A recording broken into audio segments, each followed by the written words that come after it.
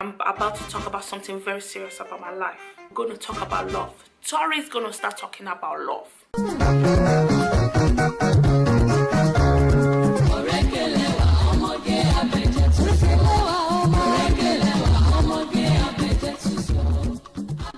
In the space of 20-something years, I've really been able to know love is, what lust is, what a relationship is, what a relationship isn't, what companionship is and what companionship isn't. My first boyfriend, college to mid-uni, 3 years going strong, 1 year on and off, was too messy. Actually, it was very, very disgustingly messy. Oh my gosh. I thought that I was gonna be the anomaly. I was gonna be the girl that was saved, born again. Saved and born again is the same thing. On a purity distant, keeping clean, abstinence, virgin, and I have a boyfriend that I'm gonna get married to. So my thoughts were just, we've met in college, when we graduate we'll get married, I'm not losing my virginity, and it's gonna be perfect. I keep it from my mom, my dad, and my church, and then when we're about to graduate, I just be like, guys, yeah, he's the ring, yeah, he's the guy. It didn't quite go that way. I used to see him as my benefactor because I had loads of resits to do in college and he paid for it, because we had to pay for resits for exams. I only flopped those exams because I was always chilling with him, going out on dates, going out, shopping, chilling. I wasn't bunking off college until I started bunking off college. First year I flopped. I got an E in economics A level, I got a D in business studies A level, and then I got a U in accounting, and they kicked me off the course, and I was just like, my life is over. Yeah, my life is over. I'm finished. I'm finished. I'm finished. I'm finished.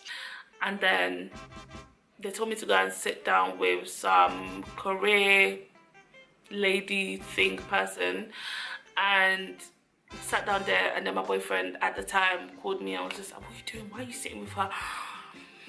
It was the enrollment day, so I was like, they said that I failed in it, so the guy that even kicked me off the course was now advising me, why don't you just start again?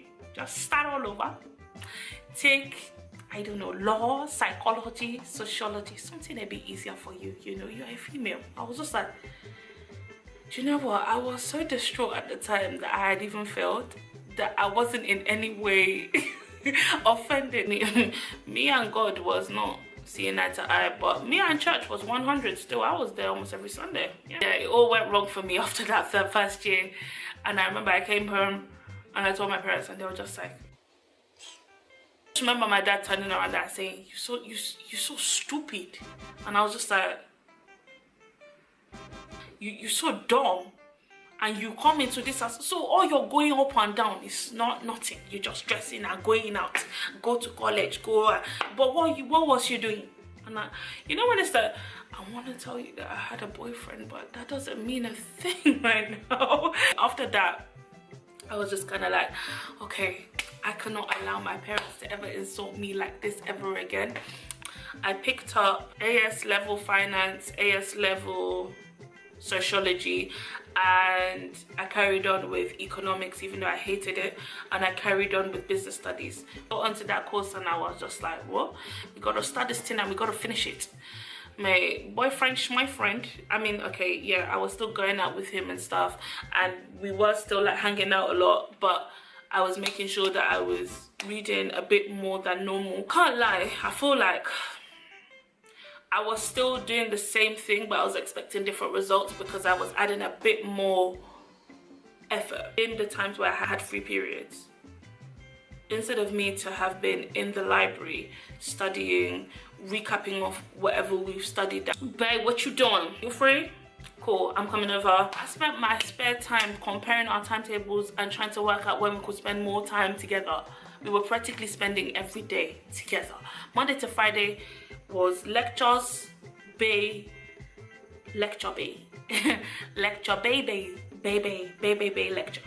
The relationship I had with God was a joke, because I was pretty much dictating to God that this is gonna all work out for the best. I'm helping you, I'm telling you that this is gonna work out and it's gonna be a dream come true, and no one's gonna expect someone like me to have bae but she's got bae. No one's gonna expect that I would have saved my virginity but I've saved it. No one would expect that I'm gonna pass this year but I'm gonna pass it.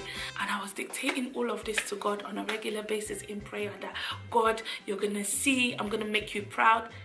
Yeah. It wasn't until like 6 months into my second year, any extra free time he had, he was going to the library. I was thinking, I forsook it. I forsook library time for you. And you're picking library over me. Are you mad? Like, it wasn't vice versa. It was very one-sided. And I was the one that was getting heartbroken because I was like, I'm confused. Why is our love very unequally yoked? We didn't sleep together. I wanted to maintain my purity status till marriage, till my wedding, out of fear that I was gonna get pregnant, and just the fact that I just didn't want to punch my V card. Glory be to God, I still have it. He accepted it. Now this is what I want every girl to take note of now, especially if you're still a virgin or if you're on that abstinent walk. A man can accept and agree to not put his hands on you. Okay, cool. We won't make love, it's fine. We won't have sex. But there is a distinct difference if the guy is also on the same path or if he's just agreeing not to touch you. My guy was not on the same path. He wasn't saying, I'm also on that purity walk, I'm staying abstinent as well. I never thought I was as naive until I look back now and I'm like, damn, I was stupid. I passed everything. Going to uni, and in my first year, he accidentally sent me a picture of like a girl laying down on his chest on BBM times. And I was like, what's this? God has exposed this guy so many times, yeah. Talking about, oh, it was my cousin. I was like, but you're wearing your singlet. But she's laying her head on your chest and you're wearing singlet. And she looked like she had like a bathrobe on. And he was like, oh, it's my cousin. And I was like, I'm confused. I don't understand. And I think like within an hour, he drove down to my house and was like, I'm sorry, no, it's not what you think. You don't understand. And I was like, are you fucking, oh God. I've never sworn so much in my life. Ask me why I deleted the picture out of anger. I'll never take a picture like that ever again. Forgive me, baby. And I forgave like an idiot. And then the following week, my friend said, I saw him last week in the club with a girl. And I was like, aye? You do what? And I was like, oh yeah, we're not together anymore anyway, so it's fine.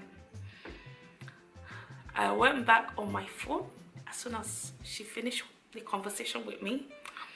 I messaged him straight away. I was just like, what's this madness I'm hearing? That they said you are in a club with a girl. I was like, no be me, oh. Never. It's not me. I would never. I can't. I won't. I dare not. I was just like, let me just ignore that then, because I didn't catch you red-handed. Someone else said they saw you, so it's fine. Move on now. Still in first year. I don't know if anyone remembers this. There was like a BBM blackout. Nobody's BBM was working for like the whole night. And it came back on. I had his phone because my phone had stopped working and I needed a phone, and my parents were very blasé with these things. If your phone has stopped working, it stopped working. When I can afford to buy you a phone, I'll buy you a new one.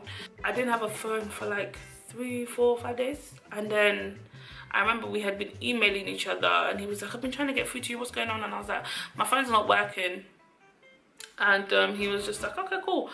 Do you want my old BlackBerry? I was like, oh, that was very nice. So, Mama, we met up, I took the BlackBerry. A few weeks later was the BlackBerry blackout. I keep calling it BlackBerry blackout because it was such a big thing. Like nobody's BBM was working. It was a big deal. He turned back on the next day and all his old contacts was back on his BBM that was now my BBM. So my picture's there, my name is there, and they're like, who is this? Who are you?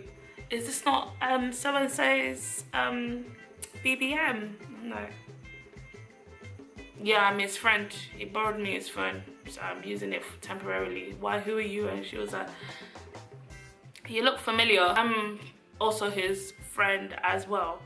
And I was like, oh, okay. And then she was like, actually, let me just be straight with you. you, I'm his girlfriend. I messaged him, I was just like, oh, by the way, before your girlfriend goes and informs you something else, we spoke on BBM by accident. It was just like, what? I just remember him saying, oh, she's not my girlfriend. I don't know what's going on. I don't know what she's told you. And I was just like, it's okay. I've actually had enough. I can't take it anymore. She sent me pictures of you two. Men are not trash. Let me finish. I'm really telling you the short version here, boy, because I've skipped out on bare things. So yeah, I had explained to him and I sent him all the pictures so he knew that I'm not just trying to make trouble. I'm just trying to tell you that I understand and I don't really care anymore.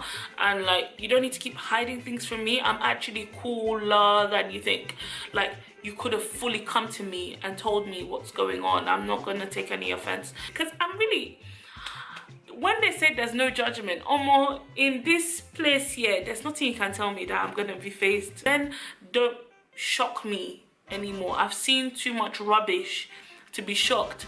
Still, I tell you, men are not trash. Anyways, so yeah, he had completely fooled about. He saw the pictures and he was like, oh damn, like he really caught me red-handed. And I was just like, I'm not judging you, like I'm just telling you it's cool, it's fine. We had like a proper deep talk, and then he was like I really am starting to understand that you're actually really cool. And I was like, look, if we have an agreement, will you be cool? And I don't know what was in my head at this time, but I know that I had a lot of low self-esteem and I really believed that I was never ever gonna get someone attractive. I always thought I'm never gonna get anyone attractive. I just used to look at myself in the mirror and think, you're not beautiful. You don't have that je ne sais quoi that all the girls have. You're not slim. So because I had such low self-esteem, I kept on taking him back. This time I took him back and I said, you know what? You have hall pass, baby. You have hall pass to sleep with whoever you want. But our understanding is when we are ready to get married, you need to stop that rubbish. So me, I was just looking forward to graduation, propose to me, let's get married. I was just kind of like, you can sleep with people, you're just not sleeping with me. Make sure I don't know about it. Make sure you keep those hoes or whoever you're sleeping with over there. Don't date. I don't want any interaction with them. My thing was just, you didn't agree to this path of purity. I agreed to this path of purity with God, unequally yoked. So we were highly unequally yoked, and I just kept on giving him this whole pass so that when I graduate, I want this image. I want this image of ring. I want this image of, yeah, we're happy, we're good. And even if you don't stay on the path of purity, it's okay, because it wasn't your decision, it was mine. I remember one time, I don't even know how I knew his password, because I didn't know his password. I was checking if he had pictures of us on his phone, because we used to take all the pictures of us on his phone rather than my phone. So because my phone wasn't as great a quality as his phone, his iPhone was always like the latest one. I wanted to send them to myself, so I was just going for all the pictures that, okay, select. Then I just started seeing pictures of like random girls. I was like, oi, who is this? What is going on? What is that? What is she doing? So I'm starting to feel somehow like, oi, this guy's been doing so many girls. So plenty pictures were there of just girls naked, breast, nipple, punani, all of it just there, and I'm just like, what is going on? After seeing this, I was like, F the pictures, I don't want the pictures anymore. Let me start looking around, what is going on here? Looked into the messages, mate. This boy was using his whole pass like crazy. Like times where he would have come to my house. You would have chilled, you would have eaten my food that I've cooked for you on the day that I'm supposed to be revising. And you are there, you are eating my food, then you're saying, don't worry, I'm gonna see you soon, I'm gonna finish work soon. I am work. He got out of the shower, he wanted to drop me at the station instead. He was like, oh, I need to pick up my mom from work. And I was like, that was very abrupt. You didn't know that before. And in my head, all I was thinking was, oh, you're going to go and meet up with one of your girls, so you can't even drop me home, eh? So I was just like, who is? And I just started to name all their names, and he was just like, who's that? I don't know who that is. Who's that? I don't know who that is. What are you doing? Like, why do you keep saying all these weird names? I don't know who that is. And I was like, take your phone, yeah? I just remember like flinging his phone at him, and I was just like, don't ever effing call me effing again in your effing life. You mad prick. What was our agreement? That we were going to be transparent about it? In all honesty, I think I wasn't cool with the fact that it was affecting us. Like it wasn't just like a thing he was doing on the side. It was like a thing where days that we were spending quality time, you're rushing from my house saying you're going to pick up your mom. Every time you're picking up your mom, you're actually going to go and meet this girl, that girl, the other girl. And I'm just like, bro, you're falling in love with the actual hall pass and I'm here. It was a permission, but you're actually taking the piss now. I just remember that I voice noted him before I slept that night, and I was just like, I don't ever really want to hear from you again. Like, I've forsaken God, my relationship with him. I've forsaken school, like, in a mad way, and you won't understand it. I've forsaken so many friends, like, yeah, I really did loads. And then I just began to regret, and I got so angry, and he was just like, I don't understand why you're getting so pissed off with me. You gave me the pass and I told you I'm not even going to use it. You said you didn't want to know about it. Now you're getting angry with me. True frustration was not with him, it was with myself. And I was just kind of like, I need to cut you off. I need to cut you off, and I need you to leave me alone. Next day I went to church and I just cried and I prayed, and that was the end of that. We still kept on kind of like not seeing each other but being friends.